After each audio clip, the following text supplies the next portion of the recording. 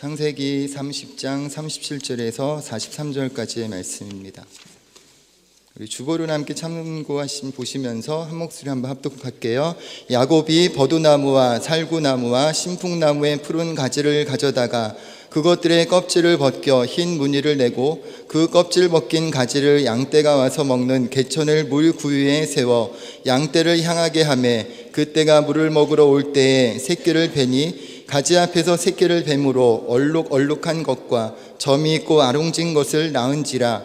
야곱이 새끼 양을 구분하고 그 얼룩 무늬와 검은 빛 있는 것을 라반의 양과 서로 마주보게 하며 자기 양을 따로 두어 라반의 양과 섞이지 않게 하며 튼튼한 양이 새끼 뵐 때에는 야곱이 개천에다가 양떼의 눈앞에 그 가지를 두어 양이 그 가지 곁에서 새끼를 베게 하고 약한 양이면 그 가지를 두지 아니하니 그렇게 함으로 약한 것은 라반의 것이 되고 튼튼한 것은 야곱의 것이 된지라. 이에 그 사람이 매우 번창하여 양떼와 노비와 낙타와 나귀가 많았더라. 아멘. 할렐루야. 오늘 말씀을 통해서 오늘 제목 한번 따라해 보실까요? 다시 비전을 품는 삶을 삽시다. 여러분, 일본에 마나미 이토라는 여인이 있다고 그래요. 저도 이 말씀 준비하면서 찾게 된 사람인데요. 이 사람은 어떤 사람이냐면 간호전문학교 재학 중이던 2004년에 교통사고로 오른팔을 완전히 잃어버렸대요. 사진으로 보시면 거의 팔뚝이 완전히 하나가 통째로 없는 그런 사람인데요. 이 간호사가 되는 게 꿈이었는데 이 사고로 인해 가지고 팔이 완전히 한쪽에 잘려나가는 바람에 이 간호사의 꿈을 이루지 못하게 되었다고 생각해 가지고 깊은 절망에 빠졌었다고 그래요. 그러다가 이제 인공팔을 만들기 위해서 이 인공팔 만드는 어떤 병원에 가게 됐는데 그곳에서 어떤 사람들을 봤냐면 이 의술을 하고서 농구를 하고 있는 사람들을 만남을 통해서 나도 이 가능성이 있겠구나라고 생각하면서 그때부터 다시 희망을 가지기 시작을 했다고 그래요. 그러고 난 다음에 다시 꿈을 찾고 그 꿈을 위해서 다시 한번 도전해 보자라고 그렇게 노력하면서 이제 인공팔을 이제 달게 되고요. 그때부터 이제 인공팔을 한 그 팔을 가지고서 이 바이올린 연주를 하기 위해 열심히 연습을 했다고 그럽니다. 그래가지고 지금 보시는 것처럼 인공팔과 또 인공팔을 어깨에 끼우고서 그 바이올린 연주를 하는데요. 사람들이 이 사람의 연주를 듣고서 한치의 오차도 없이 아주 섬세하고 완벽하게 연주를 하는 사람이다라고 그렇게 얘기를 한다고 그래요. 그리고 이후에 다시 공부를 시작해가지고 간호사가 됐기도 해서 의술을 한 최초의 간호사라는 타이틀도 갖게 됐고요. 또 이전에 했던 수영도 다시 열심히 연습을 해가지고 2008년도에 베이징에서 열린 패럴림픽 장애우 올림픽에 출전을 해서 이 100m 평영에서 4위를 차지하기도 하고요. 또 2012년도 런던 패럴림픽에서는 이 파리에 오르기도 할 정도로 열심히 자기의 꿈을 향해 도전하고 나아가는 사람이 이 마나미 이토라고 하는 여인이라고 합니다. 이 사람이 예수 믿는 사람인지는 모르겠어요. 또 예수님을 믿고 구원받은 하나님의 자녀인지는 모르겠지만 어쨌거나 이 사람 안에 가지고 있는 이런 하나님을 안지 어쩐지는 모르지만 그 하나님께서 우리 모든 인간에게 주신 바로 이와 같은 영적인 소망, 강인함을 가지고서 하나님이 주신 꿈을 향해 달려가고 또 이 자기가 가지고 있는 이런 어떤 여러 가지 꿈의 목적을 향해서 그럼에도 불구하고 끝없이 도전하고 그 도전하는 가운데 꿈을 이루어 나가는 삶을 살고 있는 사람임을 우리가 볼 수가 있죠. 조지 패톤이라는 사람이 그런 얘기를 했다 그래요. 싸움에서 승리하기 위해서는 생각이 육체를 지배하도록 해야 한다. 육체가 마음을 좌지우지 않도록 해야 한다. 육체는 항상 포기하려고 하기 때문이다 라고 하는 그런 얘기를 했다고 합니다. 우리가 잘 듣는 얘기처럼 정신이 육체를 지배한다라고 하는 그런 얘기를 하죠. 어떤 생각을 품고 어떤 결심을 하느냐가 그 사람의 행동도 결정하게 된다고 하는 얘기를 우리가 참 많이 듣고서 살았던 것 같아요. 우리는 저도 마찬가지지만 계획했던 일들을 쉽게 멈추는 경향이 있는 것 같습니다. 항상 시작할 때는 꿈을 가지고 올 한 해는 내가 반드시 이런 계획과 꿈을 이루며 살겠다라고 말하지만 조금씩 시간이 지나면서 때로는 상황이 바뀌는 그런 모습에서 우리는 이 계획했던 일들에 대해서 멈춰버리고 다른 계획으로 돌아서거나 다시 예전의 모습으로 되돌아가는 그런 연약함의 모습을 보일 때가 참 많다고 하는 거죠. 그러면서 우리는 그렇게 되돌아갈 수밖에 없었던 이유에 대한 합리적인 이유를 우리는 계속 참 말하기를 잘하는 것 같아요. 나는 이래서 멈출 수밖에 없었다. 그것은 환경이 도와주지 않았기 때문이다. 나에게는 돈이 없었기 때문이다. 나는 몸이 아팠기 때문이다. 나는 피곤하고 힘이 들었기 때문이다 라고 하는 그런 여러 가지 이유를 대면서 우리가 어떤 계획했던 일들을 향해서 나아가는 것들이 멈춰진 것을 합리화하고 그럴 수밖에 없었기 때문에 또 나는 그럴 수밖에 없었다라고 하는 자기 자신에 대해서 또 그렇게 이 합리화하는 모습으로 이 자기의 마음의 편안함을 느끼는 그런 모습으로 살 때도 참 많이 있죠. 근데 절대적인 것은 아니겠지만요, 많은 경우에 자기가 하는 일에 대해서 멈추게 되는 이유는 어떤 이 분명한 목적의식이 없거나 그거를 꼭 해야 된다라고 하는 그런 절박한 마음이 좀 부족하기 때문에 그것을 멈출 때가 더 많은 것 같아요. 물론 정말로 어쩔 수 없는 상황에 처하는 경우도 있지만 많은 경우에는, 절대적인 경우가 아니라 많은 경우에는 분명한 목적의식이 없거나 아니면 그것에 대한 간절한 마음이 없기 때문에 멈추게 되는 경우가 더 많은 것을 볼 수가 있게 되죠. 그렇기 때문에 인생을 살아가면서 우리가 어떤 목적의식, 어떤 생각, 어떤 꿈, 어떤 목표를 가지고 살아가느냐라고 하는 것은 우리가 어떤 인생을 사는 것인가, 살아갈 것인가 라고 하는 것을 결정하는 참 중요한 모습 가운데 한 가지라고 하는 것이에요. 오늘 우리가 함께 읽은 말씀은 너무나 잘 아는 말씀이죠. 야곱이 형의 장자권을 빼앗고 형을 두려워하는 마음으로 무서워서 이 외삼촌 라반의 집으로 이제 피신을 하게 되는데, 자기보다 더 사기꾼 같은 기질이 있었던 그 외삼촌 라반에게 속아서 결혼하기 위해 14년 동안 고된 노동을 하게 되고요. 그 외삼촌이 10번이나 임금을 또 이게 바꾸는 그런 모습을 통해서 20년 동안 품삯 한번 제대로 받지 못하고 중노동을 했던 모습이 이 야곱의 모습 가운데 있었죠. 참다 못한 야곱이 자기의 고향으로 돌아가려고 했을 때 외삼촌 라반이 여기 머물러서 계속 일을 해라. 그러면 내가 너한테 합당한 보수를 주겠다라고 그렇게 또 이제 이 꼬시는 일종의 이렇게 하는 그런 모습을 이제 보게 돼요. 근데 얼마든지 네가 원하는 대로 달라고 하면 줄 테니까 한번 말해보라라고 하는 장면이 창세기 29장 30장 말씀에 나오는데, 그래서 이제 야곱이 그때 하는 얘기가 뭐냐면 조건을 한 가지를 내세우는데, 한 가지 조건만 승낙해 주신다면 제가 외삼촌의 양떼를 계속해서 먹이고 지키겠다라고 하는 그런 이야기를 하죠. 그러면서 야곱이 이 라반에게 하는 얘기가, 오늘 내가 외삼촌의 짐승 가운데 검은 양과 얼룩덜룩하고 점이 있는 양과 또 염소를 가려낼 테니까 앞으로 그런 것이 나오면 그것이 내 몫이 되게, 내 싹이 되게 해주십시오라고 하는 그런 요청을 하게 돼요. 이 라반은 이 야곱의 요청에 따라서 좋다라고 대답을 하고 나서 얼룩덜룩한 무늬가 있거나 흰 반점이 있는 염소와 검은 양들을 가려내서 자기 아들들에게 맡기고, 또 자기 짐승과 또 야곱의 짐승 사이에 사흘길을 가야만 만날 수 있을 정도로 먼 거리로 이제 떨어뜨려 놓고, 이 야곱의 돌보는 짐승 가운데 이런 얼룩덜룩하거나 점이 있는 짐승이 나오지 않도록 미리 방지하는 그런 모습이 라반의 모습 가운데 나타나게 되죠. 근데 오늘 본문의 말씀해 보니까 이제 야곱이 어떻게 하냐면 버드나무와 살구나무와 플라티너스 나무 가지를 꺾어서 거기에다가 이제 흰 줄을 이제 무늬가 생기도록 여기 껍질을 까서 만들고요. 그것이 이제 양들이 물 구유에 와서 이제 물을 마실 때마다 그것을 정면으로 갖다 놓고 그것을 바라보면서 이 물을 마시게 만드는 그런 모습이 나오죠. 그래서 양떼가 물을 먹으러 왔을 때 그 가지 앞에서 이제 새끼를 베도록 했는데, 흰 무늬가 있거나 점이 있는 새끼가 그런 나무 가지의 모습을 본 그 짐승 것들이 그런 이제 흠 있고 줄 무늬가 있고 점이 있는 그런 새끼를 낳게 되는 그런 모습이 오늘 본문의 말씀에 나오는 것을 볼 수가 있어요.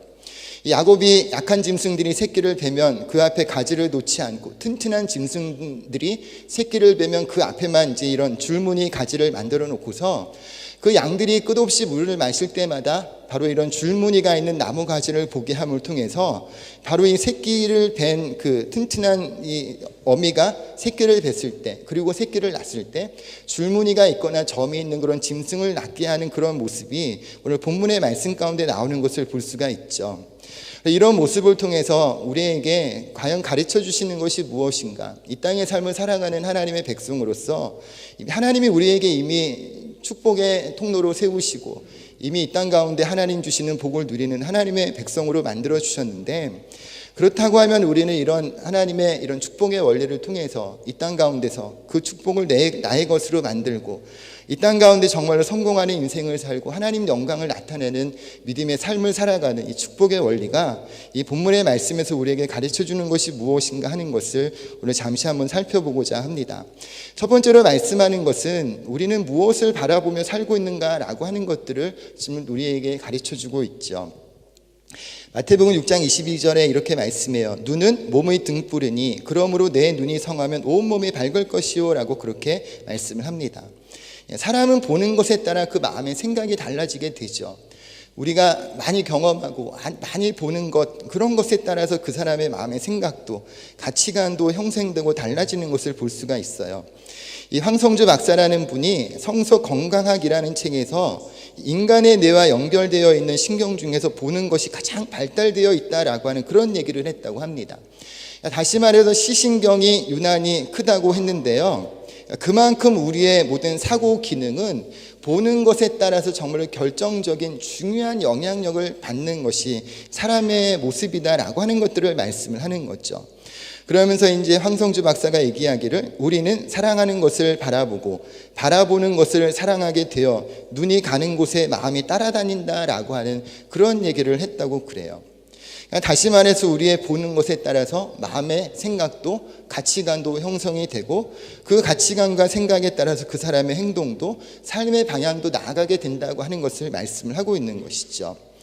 여러분, 우리가 바라보는 것에 따라서 선한 것을 보고 선한 것을 마음에 심으면 선한 것을가 나타내지만 그 악한 것을 보고 악한 것을 심으면 또 악한 열매를 맺는 것이 또 이 성경의 이치고 우리들의 삶의 이치임을 우리가 너무나 잘 알고 있어요.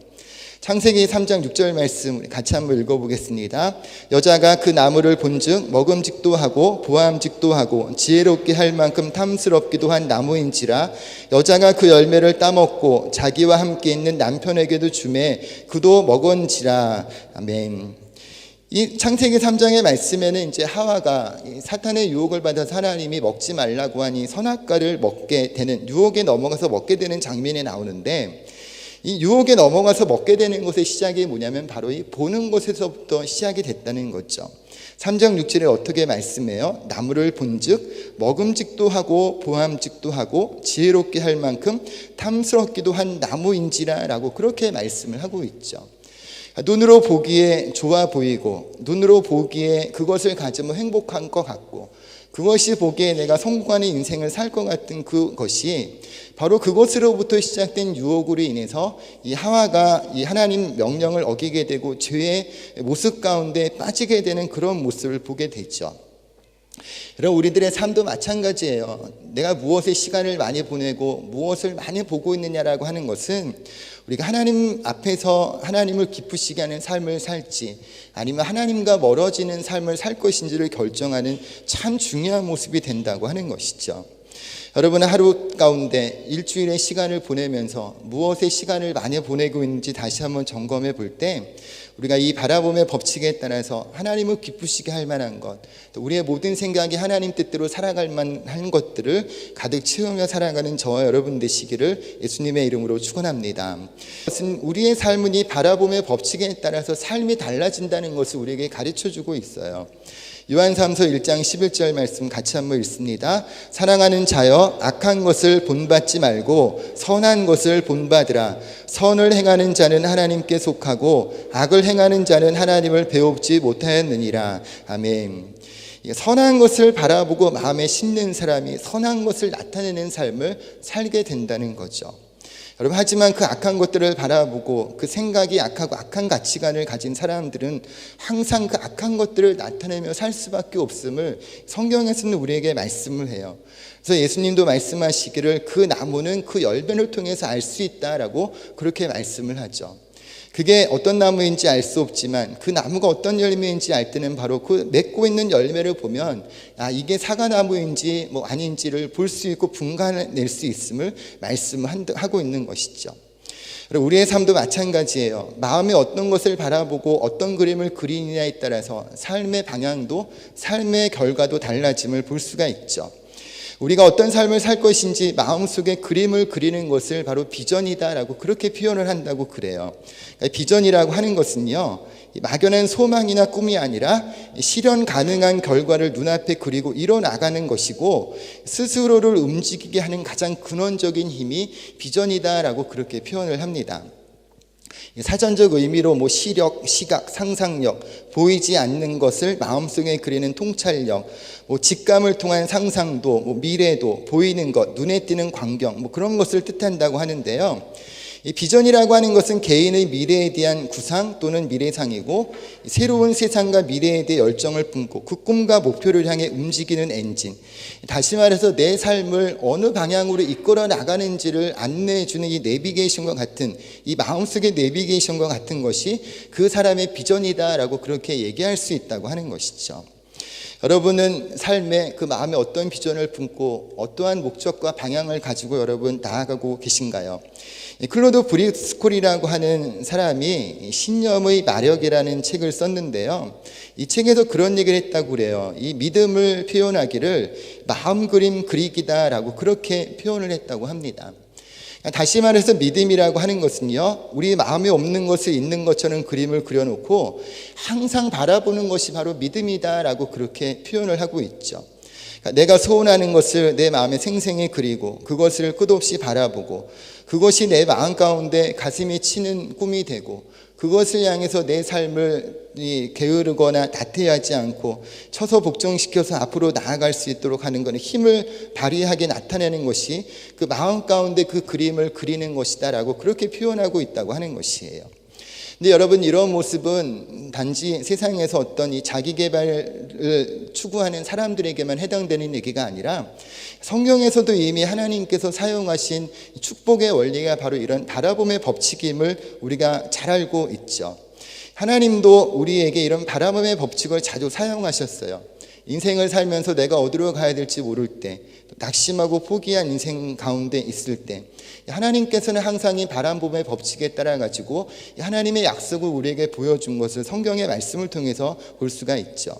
특별히 우리가 지난주에도 함께 살펴봤던 이 아브라함이라는 사람이 그랬어요. 75세의 나이에 부름받아서 하나님 앞에 그 나이에, 이 늙음의 나이를 보면서 하나님이 말씀하셨지만 내가 이 나이에, 또 이렇게 늙은 나이에, 우리 와이프도 저렇게 나이가 많아가지고 이 꼬부랑 할머니가 돼가고 있는데 이런 이 나무통 같은 이런 몸에서 무슨 자녀를 낳겠는가라고 하는 그런 어떤 이 낙심하는 마음, 하나님을 믿지 못하는 그런 마음이 있었죠. 근데 그때 하나님께서 이 아브라함을 어떻게 하셨냐면 장막 밖으로 인도해 내셔서 하늘에 있는 그 무별들을 보라라고 그렇게 인도하셨던 것을 볼 수가 있어요. 창세기 15장 5절 말씀 같이 한번 읽겠습니다. 그를 이끌고 밖으로 나가 이르시되 하늘을 우러러 무별을 셀 수 있나 보라. 또 그에게 이르시되 내 자손이 이와 같으리라. 아멘. 그러니까 하나님께서 이 아브라함을 이 장막 밖으로 내셔서 그 장막 안에 있는 자기의 연약한 모습을 보게 하시는 것이 아니라 하늘에 있는 그 무별을 바라보게 하시면서 너의 자손들이 이 별들과 같이 하겠다라고 하는 그런 약속의 말씀을 주고, 이 아브라함은 그런 이 하나님의 무별을 보라고 하시는 무별을 바라보면서 다시 한번 이 소망을 가지고 나아갔던 것들을 볼 수가 있죠. 여러분, 나이가 많아도요, 비전이 있는 사람은 하나님 앞에 쓰임받을 수가 있어요. 비전이 있는 사람은 나이가 많아도 여전히 소망이 있는 사람이고요. 또 나이가 많아도 여전히 하나님 신 꿈을 가지고 나아가는 사람은 그 사람의 인생은 젊고 활기찬 삶을 살아갈 수가 있어요. 근데 나이가 젊어도 비전이 없는 삶, 그런 사람은 소망이 없는 인생이죠. 또 여전히 나이가 젊어도 건강해도 그 사람의 인생의 목적과 방향을, 감각을 상실해 버리게 됐다고 하면 그 사람은 그 사람의 인생이 활기찬 게 아닌 무기력한 인생을 살 수밖에 없다고 하는 것이죠. 여러분, 오늘 이 시간에 예배할 때 여러분이 바라보는 것, 생각하는 것이 무엇이니 다시 한번 점검할 때 하나님이 주시는 꿈이 가득 채워지고 하나님이 주시는 거룩한 비전이 우리의 마음 가운데 가득하게 되시기를 예수님의 이름으로 축원합니다. 그렇게 하나님께서 아브라함의 마음에 꿈을 주시고 비전을 주심을 통해서 75세의 늦은 나이에 부름을 받았음에도 불구하고 민족의 아비로, 민족의 조상으로 세워주시는 모습을 이 아브라함의 인생을 통해서 보게 되죠. 여러분, 오늘날에도 이런 바라봄의 법칙, 또 꿈을 가지고 끝없이 그 꿈을 향해 바라보고 지치지 않는 꿈을 갖고 달려가는 사람들에게는요, 자신이 하고 있는 그 분야에서 빛을 발하며 삶을 살아가고 있는 모습을 우리가 보게 돼요. 이 한국전력의 사장이었던 이 김상수 회장이라는 분이 있는데요, 5%는 불가능해도 30%는 가능하다라는 그런 책에서 이런 얘기를 했다고 합니다. 이 마음에 품는 것은 마음에 원하는 삶의 이미지를 그리는 것이다. 패배와 실패의 이미지를 그리는 사람은 실패자의 인생을 살게 된다. 승리와 성공, 풍요로움, 기쁨, 평화, 행복의 이미지를 떠올리는 사람은 아무리 큰 장애물이 있더라도 반드시 그런 인생을 살게 된다라고 하는 그런 얘기를 하는 것을 또 볼 수가 있죠. 그러니까 내가 어떤 사람이냐라고 하는 것, 나의 약함, 내가 가지는 그런 여러 가지 부족함, 내가 가지고 있는 실패의 기억, 해보다가 안 된다고 주저앉았던 여러 가지 모습, 그런 모습들을 그리는 것이 아니라, 그럼에도 불구하고 그런 약함이 아닌 하나님이 내 삶 가운데 차고 넘치는 축복으로 채우실 것을 믿는 믿음으로 끝없이 나아갈 것을 하나님이 성경을 통해서 우리에게 말씀을 하고 있죠. 근데 우리는 너무 실패를 많이 경험을 한 것 같아요. 그리고 인생에 너무 많은 상처도 받은 것 같아요. 그러다 보니까 우리는 한번 꿈을 가져보고 계획도 세워보고 마음의 그림도 그려보지만 안 됐던 기억 때문에 이번에도 안 되면 어떡할까라고 하는 생각에서 우리는 어떤 비전이나 마음의 그림을 그리는 것을 두려워하기도 하는 것 같아요. 때때로 우리가 또 그런 그림을 그린다고 했을 때 또 그것이 만약에 안 되면 어떡할까라고 해서 그것을 내 입 밖으로 말하고 표현하는 것도 참 힘들어하는 것 같아요. 여러분, 오늘 이 시간에 혹시라도 이런 실패의 기억이 있다면 그것들을 다시 한번 이제 주의 말씀으로 뒤로 하고 다시 한번 하나님께서 주시는 이런 여러 가지 약속의 말씀을 붙잡고 미래를 향해, 꿈을 향해 또 나아갈 수 있는 저와 여러분 되시기를 예수님의 이름으로 축원합니다. 그래서 세 번째로 우리에게 또 말씀하는 것은, 그렇기 때문에 우리의 인생의 연약함을 바라보고 또 인생의 한계 가운데 주저앉아 있는 인생이 아니라 하나님이 우리에게 주신 축복의 원리인 바라봄의 법칙을 통해서 내 자신의 환경을 다스리는 삶을 살 것을 말씀을 하고 있죠. 여러분, 이 바라봄의 법칙을 통해서 이것들을 활용하고 사용하는 사람들은 그 인생을 다스릴 수가 있다고 말씀을 해요. 그렇기 때문에 우리가 무엇을 바라보느냐라고 하는 것이 참 중요하다는 거죠. 여전히 연약한 나의 모습, 실패의 나의 모습을 볼 것인지, 아니면 성공한 인생, 하나님을 기쁘시게 하고 주님 주신 복을 누리는 인생을 끝없이 바라볼 것인지라고 하는 것, 그것에 따라서 우리의 삶은 반드시 달라짐을 우리가 기억해야 된다는 거죠. 고린도후서 8장 9절의 말씀은 이런 말씀이에요. 우리 주 예수 그리스도의 은혜를 너희가 알거니와 부요하신 이로써 너희를 위하여 가난하게 되심은 그의 가난으로 말미암아 너희를 부요하게 하려 하심이다라고 그렇게 말씀을 합니다. 여러분, 예수님의 십자가의 죽으심으로 인해서 우리의 삶이 어떻게 돼요? 이미 풍요롭고 부유함을 누릴 수 있는 자격을 얻게 되었다고 말씀을 해요.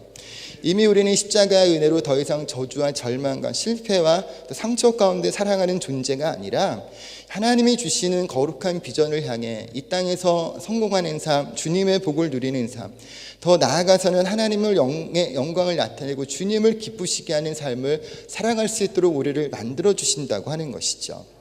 여러분, 이런 꿈이 올 한 해 동안에 가득 채워져서 여러분의 마음의 소원과 꿈대로 살아가는 복된 한 해의 삶이 되시기를 예수님의 이름으로 축원합니다. 근데 문제는 우리가 이런 비전이라는 것을 얘기하고 꿈에 대해서 얘기하면요, 이 한 해가 바뀌게 되면 항상 그런 꿈을 갖게 되는 것 같아요. 올 한 해 동안은 내가 어떠한 목적과 꿈을 가지고 이것을 이루며 살 거야 라고 얘기하지만 우리는 어때요? 금방 그것을 까먹게 되죠. 내가 언제 그런 꿈을 꾸었나 싶은 생각도 금방 들어요. 하나님 앞에서 조금 더 내가 또 부지런해야지 라고 하면서 성경을 읽어야지 라고 하다가도 몇 장 읽다가 그냥 금방 제 불에 또 나가 떨어져서 성경을 멀리 하기도 하고요. 때때로 내가 내 자신의 개발, 내 자신의 건강 위해서 이렇게 저렇게 해야지 라고 하다가도 또 하루 이틀 지나고 조금 시간이 지나고 좀 바빠지면 그런 것들을 금방 까먹게 돼가지고 내가 언제 그런 계획과 꿈을 가졌나 라고 하는 그런 모습으로 되돌아갈 때도 참 많다는 거죠. 그렇기 때문에 여러분, 우리의 꿈은, 비전은 단순하게 마음속의 생각으로만 끝낼 게 아니라 어떻게 해야 되냐면요, 그것을 내 글로 내가 잘 보이는 곳에 또 꿈의 노트를 적어서 그것들이 내 잘 보이는 곳에 붙여놓고 때로는 우리가 그것들을 끄집어 놓고 계속해서 내가 삶의 어떤 하나님이 주신 꿈이 무엇인가를 그 마음속에서 계속해서 되뇌일 수 있고 그것이 내 마음의 뿌리가 내릴 때까지 그것들을 바라보고 기도하는 모습이 우리의 모습 가운데 있어야 된다고 하는 것이에요. 하버드 대학의 윌리엄 제임스 교수라는 분은 이루고 싶은 모습을 마음속에 그린 다음 충분한 시간 동안 그 그림을 간직하고 있으면 반드시 그대로 실현된다라고 하는 그런 얘기를 했다고 그럽니다. 이것이 어떤 심리학의 하나의 법칙이라고도 불렀다고도 하는데요. 여전히 우리의 마음에 꿈을 가지고 비전을 가지고 그것이 마음의 생각으로만 끝나는 게 아니라 끝없이 바라보고 하나님이 함께 하시기 때문에 능치 못함이 없습니다라는 그런 바라봄의 법칙에 따라 바라보면서 기도하고 그것을 놓고 끝없이 도전하는 사람들에게는 하나님께서 그 마음의 믿음의 소원대로 믿음대로 그와 같은 것들을 넉넉하게 채우시고 응답하신다고 하는 것이죠. 여러분, 오늘 이 시간에 여러분의 인생 가운데 꿈의 노트를 가지고 그 꿈의 노트대로 삶을 살아가서 더욱더 풍성한 삶, 이 땅 가운데 하나님이 주시는 복을 누리는 복된 한의의 삶을 살아가는 저와 여러분 되시기를 예수님의 이름으로 축원합니다. 제가 일전에 한번 여러분에게 또 처음 왔을 때 그런 말씀 한번 드렸던 것 같아요. 당신의 삶에서 이루고 싶은 소원 100가지를 한번 적어보라 라고 하는 그런 말씀 한번 드렸죠. 제가 한번 두세 번 말씀드린 것 같은데 그 이후로 제가 한번 이런 적어보신 분 계세요? 라고 했는데 적었습니다 라고 하시는 분이 몇 분 안 계시더라고요. 그리고 저도 다시 말씀을 준비하면서 버킷리스트라 그래서 뭐 죽기 전에 꼭 해보고 싶은 일들 목록 해서 100가지의 목록 그런 것들을 이제 요즘 사람들이 또 많이 적기도 하잖아요. 그래서 내가 이 버킷리스트 100가지를 한번 적어보려고 한번 생각을 해봤는데요. 이게 앞에서 저는 이게 이런 얘기도 하지만 저 자신도 뭘 적어야 될지 사실은 좀 잘 모르겠더라고요. 한 10가지 적었나 싶었는데 그 이후에는 적을 게 없는 것 같아요. 근데 이 버킷리스트라고 하는 꿈의 노트를 적다 보면은 이렇게 좋은 게 뭐냐면 내가 뭘 좋아하는지를 발견을 하게 돼요. 아, 내 재능이 뭐가 있구나, 내 관심이 뭐가 있구나, 그리고 내가 앞으로 어떤 인생을 살고 싶고 내가 어떤 삶의 모습을 가지고 또 내가 살 것인지에 대한 어떤 그림을 그릴 수 있게 됐죠. 그러니까 내 인생 가운데서 내가 함께하고 있는 가족들, 주변에 있는 친구들, 또 내가 앞으로 살아갈 어떤 직업들, 또 하나님과의 관계 속에서 가지는 신앙의 모습들, 어떤 그런 여러 가지 어떤 카테고리가 좀 세워지게 되고요. 그런 목록들 속에서 그렇다고 하면 내가 이런 꿈을 놓고서 어떠한 것들을 가지고 살 것인가에 대한 어떤 구체적인 것들이 또 나오게 되더라고요. 근데 안타깝게도 저는 참 이것을 다시 한번 적어보려고 하는데 참 쉽지가 않았어요. 솔직히 말씀드리면. 그러면서 제가 생각했죠. 아, 난 참 인생을 불쌍하게 사는 사람이구나. 뭐 이렇게 재밌는 것도 없고 즐기는 것도 없고 뭐 이렇게 뭐 행복한 것도 별로 없는 인간인가 뭐 어떤 좀 그런 생각을 좀 했어요. 근데 정말 적기가 힘들더라고요. 여러분도 한번 적어보세요. 이런 어떤 꿈의 노트, 인생의 어떤 이런 이 비전의 노트를 가지고 계신 분도 계시겠지만 만약에 이런 것들이 없으시다면 여러분 다시 한번 좀 적어보세요.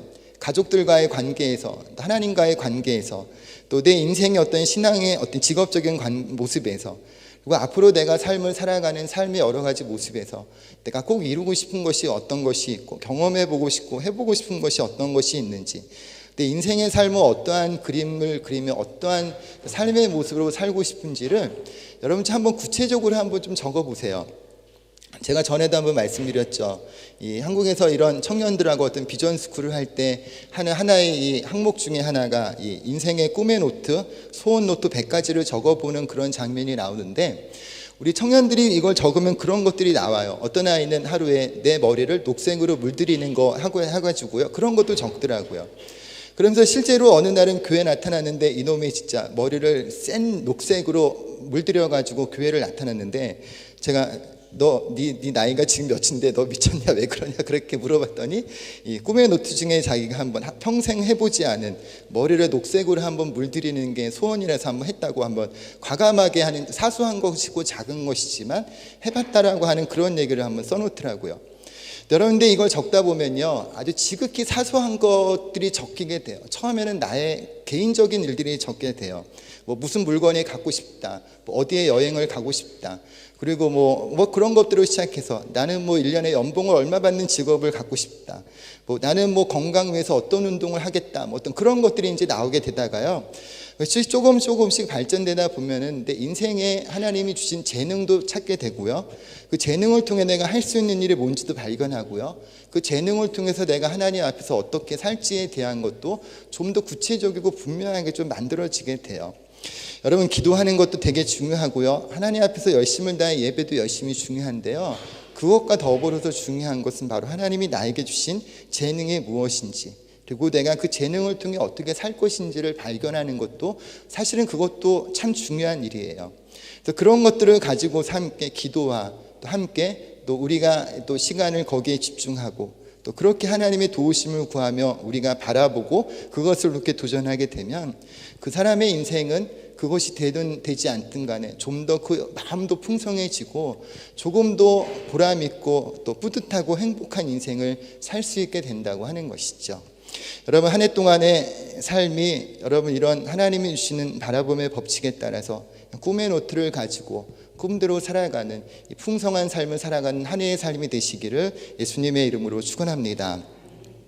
혹시라도 저처럼 적을 게 없고 뭐가 재밌는지도 모르겠고 뭘 하고 싶은지도 잘 모르겠는 분이 있다면요, 다시 한번 좀 적어보세요. 지금 뭐 그러잖아요. 시작이 반이다 뭐 그런 얘기도 하시는데 다시 한번 시작해 보는 거죠. 내가 어떻게 무엇을 즐기면서 살지, 하나님 보내신 자리에서 환경만 보면서 힘들다 저 왼수 같은 인간 하면서 막 미워만 할 게 아니라, 그렇다고 하면 내 인생을 조금 더, 내 삶의 자리를 조금 더 풍성하게 하기 위한 방법이 무엇이 있을까라고 하는 것들을 좀 더 생각해 볼 수 있었으면 좋겠다고 하는 것이죠. 여러분, 그런 모습 속에서 여러분 교회 와서 예배하는 것과 더불어 또 여러분의 인생의 삶도 지금보다 더욱더 풍성한 삶, 또 가족 간의 관계도 풍성하고 자녀의 관계도 더 풍성해지고 여러분이 행하시는 모든 직장과 학업과 모든 것이 지금보다도 더 풍성해져서 또 하나님 앞에서 이와 같은 이 풍성함을 통해 꿈이 이루어지고 그 꿈을 통해 하나님 영광을 나타내는 복된 축복의 한 해의 삶이 되시기를 예수님의 이름으로 축원합니다. 잠시 한번 기도하겠습니다. 좋으신 하나님, 오늘 주님 전에 남아서 우리가 예배할 수 있는 시간을 주심을 감사합니다. 하나님, 이 야곱이 또 하나님이 주시는 그 꿈을 통해서 바라봄의 법칙을 활용해요, 하나님 정말로 하나님의 큰 축복의 역사를 누렸던 것처럼 우리도 이 땅 가운데서 하나님이 주시는 삶의 자리에서 꿈의 노트를 갖게 하시고 다시 한번 하나님이 주시는 거룩한 비전을 가슴에 품고 그 비전대로 우리가 인생을 살아갈 수 있도록 주님 축복의 문을 더욱더 활짝 열어 주옵소서. 우리가 한 해를 살아가면서 또 인생을 살아가면서 크고 작은 여러 가지 실패에 직면하게 되고 문제에 직면함으로 인하여서 우리의 마음에 어떠한 그림도 그리지 못하고 꿈도 꾸지 못하는 연약함의 모습이 우리 가운데 있지는 않습니까? 그렇다고 한다면 주님, 다시 한번 하나님의 은혜를 통해서 아브라함을 장막에서 나와 하늘의 별들을 보라고 말씀하셨던 것처럼 다시 한번 주님 앞에 기도할 때 또 하나님, 우리가 이 꿈의 노트를 적어가며 나아갈 때 우리가 가지고 있는 재능이 무엇인지 다시 한번 발견하게 하시고 우리의 인생을 어떠한 삶을 살아가면 더욱더 풍성해질지를 다시 한번 깨달아 알 수 있는 은혜가 우리 가운데 가득하게 하여 주옵소서. 특별히 오늘 이 시간 우리가 주님 앞에 믿음으로 기도할 때 우리의 모든 기도가 응답되어지고 주님 살아계심을 체험하는 복된 시간 되게 하여 주옵소서. 믿고 감사드리며 예수님의 이름으로 기도드립니다. 아멘.